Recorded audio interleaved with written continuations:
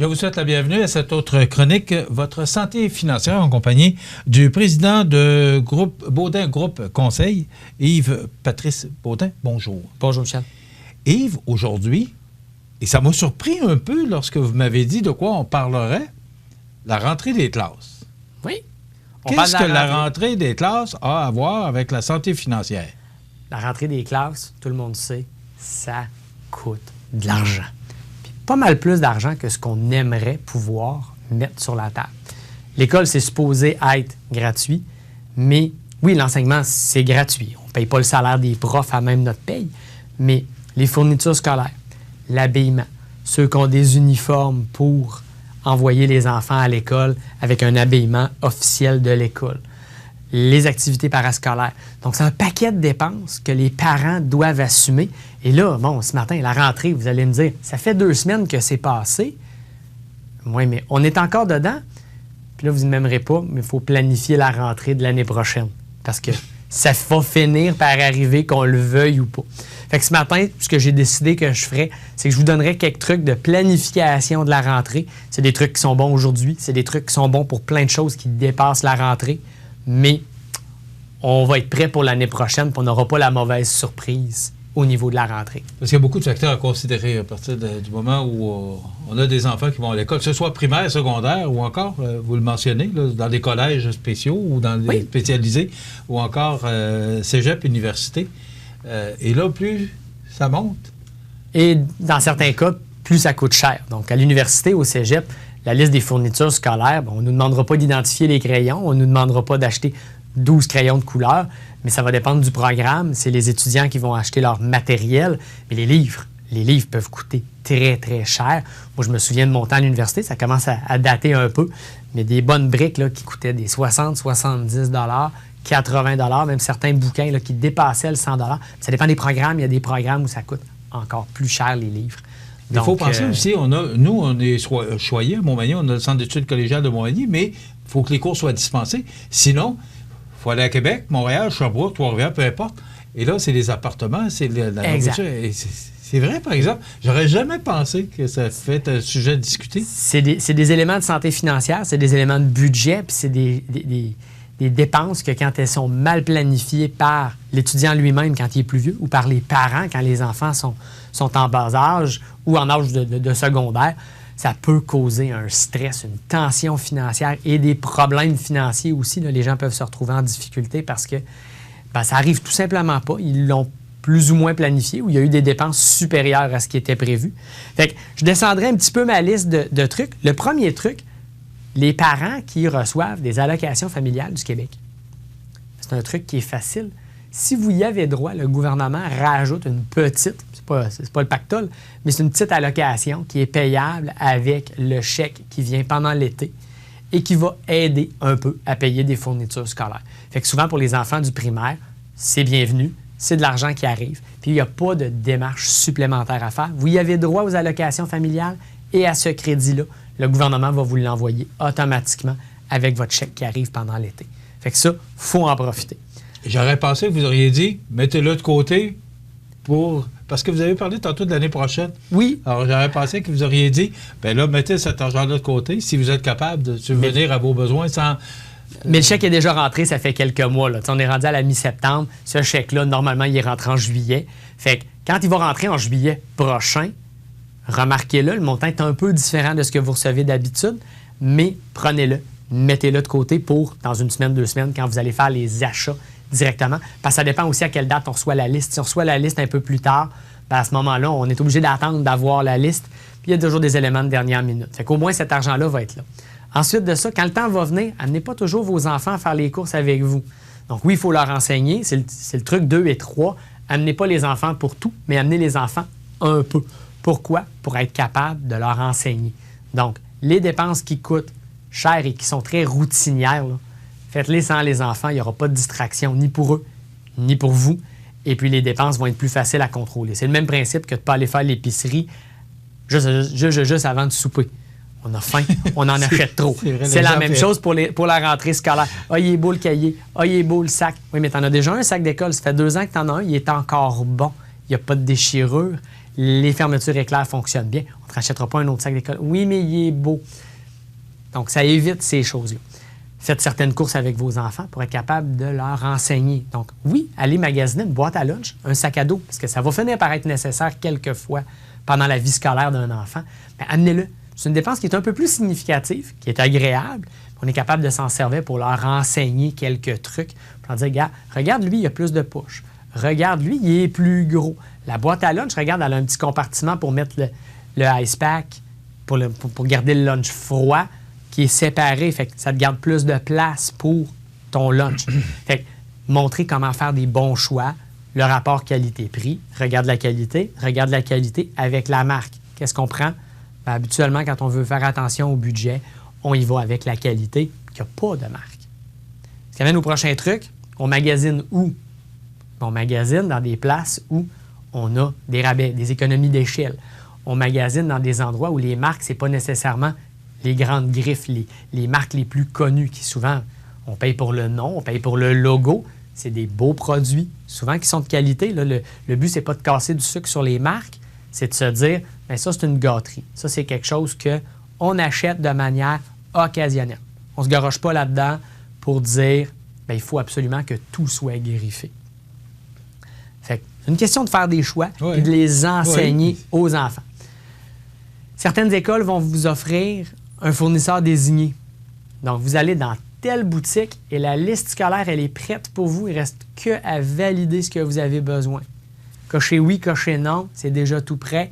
On vous livre une boîte. Nous, chez nous, on a une de nos filles qui a un setup comme ça, dans une école privée au secondaire. Et la boîte, on a juste à cocher et la boîte va être préparée pour nous avec tout ce qu'il y a dedans. On enlève ce qui n'est pas nécessaire de la liste, on clique pour valider et ça arrive. Et si en plus de ça, il manque des choses, il nous l'envoie par la poste gratuitement, sans frais. Mais il faut faire des choix parce que si on prend la boîte au complet, ben on finit par en avoir ça coûte trop. Une fortune. Et ça coûte une fortune. Et encore là, je reviens aux marques. Si c'est marqué de prendre un cahier Canada, est-ce que ça prend nécessairement un cahier Canada? Mais s'il y en a un autre cahier qui est de même qualité, on est correct. Prenez le cahier qui va répondre aux besoins. Prenez pas nécessairement la marque que le professeur a écrit ou que la direction d'école a écrit sur la liste. Il n'y a personne qui va chicaner votre enfant parce qu'il y a un cahier de 40 pages au lieu d'un cahier de 32 pages de la bonne marque. L'important, c'est qu'il soit capable d'apprendre, d'avoir les bons outils de qualité, durables, pour être capable de faire son apprentissage. J'arrive sur la fin des trucs, il en reste 2. S'il y a des outils technologiques qui deviennent nécessaires, il y a beaucoup d'écoles maintenant qui utilisent les iPads ou les tablettes pour être capable de faire une partie de l'enseignement. Bien, ça, c'est des pièges à dépenses pour les enfants parce qu'ils ne comprennent pas toujours comment ça fonctionne. Clique ici, clique là, on est capable d'acheter, on est capable de dépenser facilement. Il faut accompagner les enfants, mettre des contrôles pour s'assurer qu'ils ne dépensent pas trop et puis faire une surveillance. Petite parenthèse, faites une surveillance du contenu aussi, faites une surveillance des interactions. C'est la sécurité des enfants qui est importante. Donc, on est moins dans la santé financière, on est plus dans la santé des individus, santé physique, santé mentale. Faites un suivi de vos enfants pour qu'ils soient bien dans leur environnement scolaire, leur environnement numérique. Dernier truc, c'est le truc qui est le plus important pour aujourd'hui. Là, vous avez fait la rentrée, vous avez à peu près tout fait vos dépenses pour cette année, l'année 2021-2022. Posez-vous la question, ça m'a coûté combien? Bon, on va supposer que ça a coûté 500$. Bien, prenez le 500, rajoutez 10 %, on est rendu à 550. Divisez ça par 12, puis commencez à le mettre de côté. Mois après mois. À partir de là, on est au mois de septembre, tout de suite. Et on fait ça jusqu'au mois d'août. Pendant l'été, on rajoute la petite allocation dont j'ai parlé au début, qui vient du gouvernement. Et on devrait avoir 500 ou 600 $ facilement, peut-être 700, disponibles pour faire les dépenses de la rentrée. Puis là, vous allez dire, la rentrée, ça ne coûte pas tant cher que ça. Je suis prêt. J'ai fait attention à ma sécurité financière, à ma santé financière. La dépense est budgétée, tout est prêt, la vie est belle. Fait que ça, c'est les trucs importants pour la rentrée. Ça s'applique à n'importe quel événement. La rentrée, là, les enfants, le primaire, le secondaire, on en parle, mais la rentrée, il y en a une en janvier aussi. Il y a une rentrée d'automne pour l'université et le cégep. Il y a une rentrée d'hiver pour l'université et le cégep. Et même à l'université, certaines personnes prennent des cours d'été, 1 ou 2 cours pendant les sessions condensées. Bien, c'est une autre rentrée, ça. Les gens qui sont travailleurs autonomes, ils ont une rentrée dans leur entreprise. Ils ont une période où on peut appeler ça le début d'un cycle. Le début d'un cycle, c'est une rentrée. Si vous êtes capable de le prévoir d'avance, de le savoir que, bon, ben, j'ai telle dépense qui vont venir, profitez-en, planifiez-les d'avance, mettez l'argent de côté, plusieurs mois d'avance, 1 an si c'est possible, puis vous allez avoir pas mal moins de surprises. Vous avez parlé beaucoup de primaire, secondaire, oui. Mais les gens qui sont confrontés là, à payer des appartements et payer des... Comment on fait? Parce que c'est quand même, là... bon, on voit ça venir, là, il achève le secondaire, puis bon, il ne peut pas aller au cégep à Montmagny où il va à l'université. On sait ce que ça coûte, l'université. Oui. Les appartements, bon, si c'est à Québec, ça coûte une fortune. Comment on fait? Est-ce que c'est préférable, je ne sais pas, dans vos trucs, de dire, bien, peut-être préférable de le voir qui voyage? Ou, il y a plusieurs options qui sont possibles. Là, on s'entend. Vous rencontrez sûrement des gens qui ont vécu cette situation-là. Ces trucs-là dont je vous ai parlé pour la rentrée primaire, secondaire, c'est le texte de blog que j'ai mis sur mon site Internet il y a quelques semaines, là, dans les derniers jours, avant que l'école commence pour vrai pour tout le monde. Mais la rentrée des plus vieux, cégep, université, bien, si vous avez des enfants qui sont en secondaire 5, là, c'est le temps, dès cet automne, dès le mois d'octobre, novembre, magasinez le cégep, magasinez l'université. Posez-vous la question, est-ce que c'est préférable de prendre une chambre à Québec, de prendre un appartement avec des colocs, de prendre un appartement seul, si on a les revenus pour le faire? Est-ce qu'on a besoin d'avoir un emploi à temps partiel pour payer ces choses-là? Au cégep et à l'université, travailler à temps partiel, un petit nombre d'heures, ça ne nuit pas nécessairement aux études. Il faut que ce soit bien planifié à des bonnes heures, puis que ce soit un emploi qui permette d'étudier. Il ne faut pas travailler 35 et 40 heures non plus si ça devient nuisible au processus scolaire. Mais c'est des questions qu'on se pose 10 mois d'avance, et on est là 10 mois d'avance à se dire coloc, appartement, voyager, ça peut être une option. Quand on est dans des distances raisonnables, s'il y en a qui vont étudier à Lévis, qui vivent ici à Montmagny ou dans toute la côte du Sud, ouais. C'est ça, là. C'est pas pénible comme distance à faire. Bon, on peut peut-être y penser matin et soir. Il y a l'école en virtuel aussi qui existe beaucoup plus depuis que le COVID nous l'a imposé. Donc, il y a des cours que, même s'ils sont disponibles en réel, peuvent se donner en virtuel. Ça élimine la dépense parce qu'on reste dans notre salon chez nos parents pendant qu'on fait ce cours-là. Ça élimine un aller-retour à Lévis ou à Québec. C'est des options. Si les études obligent à aller plus loin, que ce soit Trois-Rivières, Montréal ou même en Outaouais ou en Abitibi, il y a des programmes spécialisés dans toutes les régions.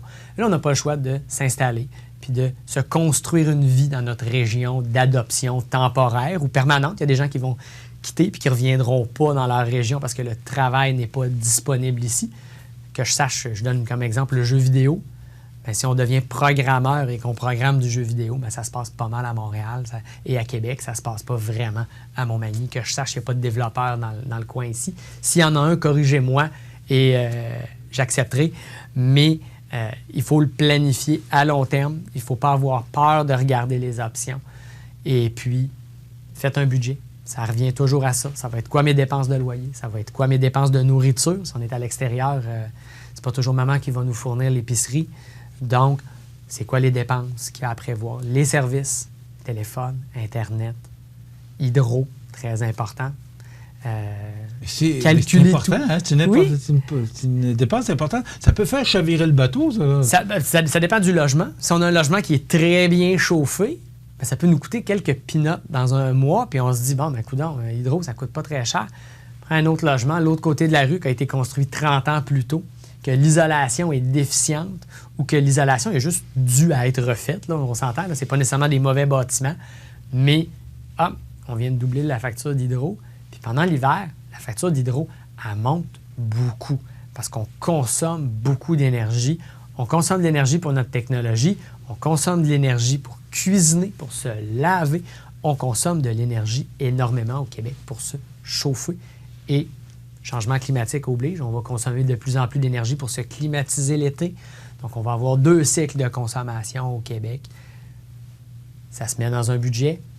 Puis n'oubliez pas, sport, divertissement, c'est important de les mettre dans le budget parce que quand on se punit, on finit par larguer le budget puis se dire c'est désagréable, c'est nuisible, ça m'empêche de vivre. Planifier le plaisir dans le budget, tout de suite. Planifier l'épargne, les dépenses et le plaisir. On reste en santé. Très intéressant, oui. Le portefeuille, la tête, le cœur, tout doit être en santé. Vous voulez parler à Yves-Patrice Baudin ou encore à son équipe. Donc, c'est un numéro sans frais, 1-833-476-3334, parce que vous couvrez toute la région. Toute la région, tout le Québec. On est disponible partout et évidemment, au besoin, rencontre en personne, rencontre en virtuel. Et les gens peuvent visiter notre site Internet aussi pour avoir plus d'informations. Baudinsyndic.com. Exact. Voilà. Merci beaucoup, Yves-Patrice. Merci beaucoup. On se retrouve dans un mois. Yves-Patrice Baudin, président de Baudin Groupe Conseil. Je rappelle, 1-833-476-3334 ou baudinsyndic.com. Syndic, ça ne veut pas dire, on s'entend que c'est, et j'ai bien lu, groupe conseil. Exactement. Voilà. On s'arrête, on se retrouve dans 4 semaines. Merci beaucoup. Merci beaucoup, Michel.